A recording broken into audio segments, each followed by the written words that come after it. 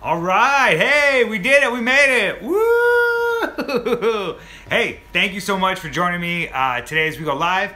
My name is Brian Meert. I'm the CEO of Advertisemint, and we, during these segments, talk about Facebook ads and Instagram ads and Snapchat ads and all the sorts of updates that are coming out for digital marketers like yourself or CEOs or people that are looking to grow their business and help make it more successful through paid social advertising. So generally how this format works is if you have any questions or things that you want to be answered, go ahead and leave them in the comments below. I'll try to answer them towards the end. If you want to be able to do a shout out for your company or where you work at, leave it, let me do this, in the comments below. That'll help me know, and I'll be able to do little shout outs for you guys. And that, again, hopefully can answer any of your questions that you may have about the platform, how it works, and how to be able to get the best results from your campaigns. So what we have today, and we go live twice a week, so even if you're watching this after it comes on, go ahead and leave your comments below. A lot of times we watch old episodes to get questions out that maybe weren't answered. Also, if you like what you're hearing, go ahead and throw down some of those little reactions. I like the likes when they float across the screen. I like the hearts when they float across the screen, right? All of those things make me want to do this more. So when it's quiet and there are no little emojis flying across the screen, I get lonely. I'm like, oh, hey, guys, where are you? What's going on? So make sure to leave them there. But yeah, we have a couple of updates today. In regards to some new things that are going on in Facebook and Instagram and Snapchat. The first one, this is really exciting. So a lot of times questions that we get is in terms of Facebook advertising. And a really good one is, how do we scale our campaigns, and what is the optimal time to be able to scale my campaigns to get more out of Facebook advertising? So what's awesome is Kiwi, which is a platform that you can use to kind of manage some of your Facebook ads if you want to, some of your other ads across other platforms. They released an update, well, let me see if I can get this in there where you guys can see it, which was a graph that actually shows the optimal times for scaling campaigns. So they did this over 3 months. So this isn't something that runs, year round, and this is the perfect time. But what happens is, if you look, there is, and it's tough to see, but what happens is at the beginning of every month, the cost per, I believe this is cost per click, or CPC for publishers. So at the very beginning, the cost per click, at the very beginning of every month, for the first probably 4 to 5 days, so you see it right here, I'm doing it backwards, drops down, and then right here, it's the first of the month, and it drops down, and then back again right here. It has a sharp, sharp decline. So what does this mean for you guys? Let me see if I can get that to focus a little bit better, and a little bit better. What that means for you guys is, a lot of times in the first couple of days of the month, Facebook lowers their cost per click. So that means if you're looking to ramp up and scale your campaign, the optimal time for being able to accelerate some of those bids or to be able to put more money down for your budgets so you can get more results out of Facebook are in the first 5 days of a month. I know, right? So now, is this tried and true? Not necessarily. Is it going to work for everyone? Not necessarily. But is it something that is valuable information that you should keep in your back pocket at when you can be able to adjust and get more out of Facebook, being able to save more budgets? Yes. Yes, this is a very good thing that you should be aware of and just be watching. Again, Facebook has a lot of moving parts into it. There is one here that, Kiwi was able to discover that looks like the first 5 days of a month, Facebook lowers the CPC for advertisers to get them going, to get the results better before the prices start to adjust and go up higher over the course of the month. So just like you and I, Facebook has sales goals that they need to be able to meet with their managers and their team and their executives. They're saying, hey, we need to be able to hit these numbers so our investors are happy, so they're giving us more money. They're able to do that by upping and downing the price of the ads that are being shown. So again, good to know. You can use that to make more money. Woo, good. Number 2, this is an article that came out by eMarketer that talks about people that are much more likely to watch an ad or to watch a commercial if they are rewarded for that action. Now, this is, I don't know if there's a keyword for it, but this is something that's going to be big over the years to come, right? I mean, it already exists now, but I would expect, especially with the use of mobile devices, you know, ads are generally something that are kind of forced on you. Facebook's kind of found that middle ground where at least the ads are relevant to you. And what happens is now Facebook has launched a new ad placement, which is called the rewards placement. And this appears on the Audience Network. So this is through their partner network of apps or things like that, where you know, what happens is you can now, app developers can integrate this into their app. So say you're playing a game and it pops up and says, hey, do you want to get 10 coins? You can get 10 coins by watching this video, yes or no. And if a person selects yes, that means that in the game, they're like, we're going to give you 10 coins that you can use to play it. But the game is now generating revenue because people are watching the ad, and advertisers are happy because people are opting in to be like, okay, cool, yeah, I'm ready to see an ad now. So again, with Facebook's platform, it's the right person that you're targeting, and they're now opting in saying, hey, for whatever reason, at this point in time in a game or an app that I'm using, I would accept to see an ad, and that's, you know, fantastic. So very, very good for you guys, because this is something to where it's now one more step of a consumer being like, I'm here and I'm open, and I'm receiving something out of being able to watch your advertising.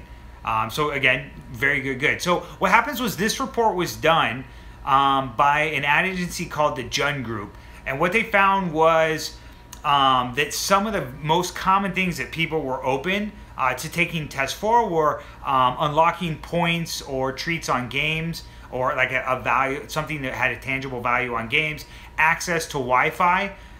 You know, like, you know, hey, do you want to get on a free Wi-Fi network? Watch this ad. People are like, okay.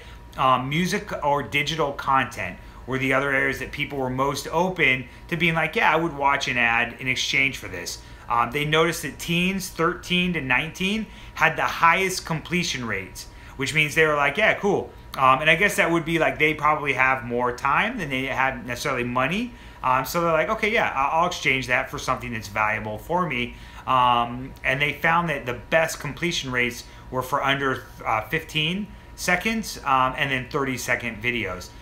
Respondents under 40, the age of 40, were more likely to complete a 15-second video than a 30-second, simply because I think time is more valuable to those types of users. So again, something very important to remember. But what this means is this is a new placement on Facebook. I would expect this placement to grow quite a lot.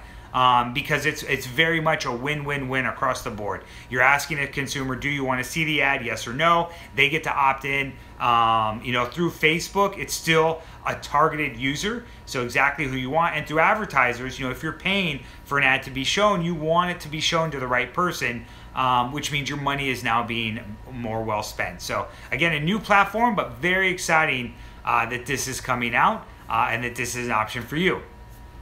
Another question that we get a lot of time, and this was an article out of Mashable, which is how do I be able, you know, when it comes to Instagram, people want to know, how can I create and share GIFs? Like, what is, you know, GIFs are movable images, so it's an image that has, you know, several frames to it, so it moves. A lot of times they loop, or you can put memes over the top, so they're very funny. It's a continual movement, so they still draw the eye to them, but they don't take up a lot of bandwidth. They aren't big file size in the same way that a movie might be. So a lot of times people are like, what is the easiest way to create and share GIFs on Instagram? You know, if I'm using my iPhone, the #1 answer right now, GIF Lab. It's an app that you can download for $1.99 in the App Store. It's got great features to where you have filters, you have the ability to edit it, you have the ability to change and do whatever you want to the GIF. And when it's done, there's a button that you can say upload right to Instagram, and you're on your way. So now you know, if you want to be able to upload GIFs to Instagram and have the power tools, GIF Lab is where it's at. Dun, dun, dun, dun. That's right, we like them. Okay, cool. Another update, Wired. This came out of Wired magazine. Over the last month, or I guess couple weeks, Facebook and Google both released their earnings report, which means this is how much money they're making, how they're valued as companies, and to some extent, Google and Facebook have continued to establish their dominance in the advertising industry, right? So when it comes to online advertising, these two companies are controlling a lion's share of the money that's being spent. So not only just in the digital world, but also I think in the advertising world in general, they just continue to take more and more money off the table from other places, as their platforms are providing what I feel like much more value to people that are actually to people in general, to advertisers, and to people that are watching or consuming content where ads are being shown. So a couple of cool facts that came out of this. One, Google reported $21 billion this quarter, which is roughly $7 billion per month. So I mean, again, an amazing number. It's about almost close to what's in my bank account.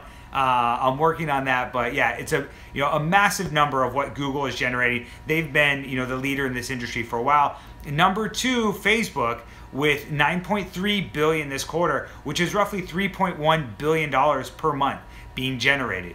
So again, these massive numbers. Some of the interesting things that came out of this, Twitter had in the same quarter period had their worst quarter ever. And they were showing zero growth of monthly users, which means they're flat. They're not growing at all. And they actually had a decline in their most prized possession, which was US users, which I think went down like 200,000 or a sizable number. So anyway, again, I haven't been a fan of Twitter for a while. I think there's a lot of bots and a lot of people that just kind of get in there and spam. I know a lot. I think it's sustained simply by the fact that press uses it to be able to quote someone and pull out a quote easily, and that celebrities use it for their PR. Things like, celebrities are like, oh, I'm going to announce something on Twitter, which again is picked up by news outlets. So I think if you were to take that away, Twitter would be in a lot of trouble. There's some people that will totally argue with me, and they're like, we love Twitter. We go to Twitter for all the latest news, and we have our finger on the pulse. So, I mean, again, tell me what you think in the comments. Do you like Twitter? Do you not? The numbers are what we're looking at, and there isn't a lot of ad revenue going into Twitter. It's staying consistent. Growth is flat. That is what it is. Another thing that they said was that Snapchat, took a big decline from when they, recently launched. My take on that is it's only for now. I've been watching very closely with what Snapchat has been coming out with and what they've been launching in terms of an ad platform, and they are very sharp and following on the heels of what Facebook built over a 3.5 to 4 year period of time. Snapchat has built in a couple of months. It's not perfect yet, but they are very closely following behind, and they've got an extremely vibrant audience. So, it's something where I'd be like, I would watch Snapchat, and, their numbers continue to grow. I think their ad revenue is going to continue to grow as you see their next earnings report come out, as they've started to make this platform accessible for the masses and not necessarily just big brands.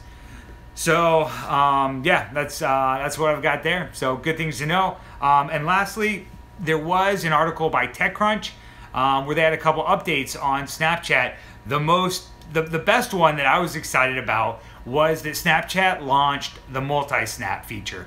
And basically what this is the ability, if you're using Snapchat, one of the biggest frustrations is you've got 10 seconds. So you can be talking about something, but you've got to time it to try to get it in that 10 seconds, upload a snap, and then go back and do another one.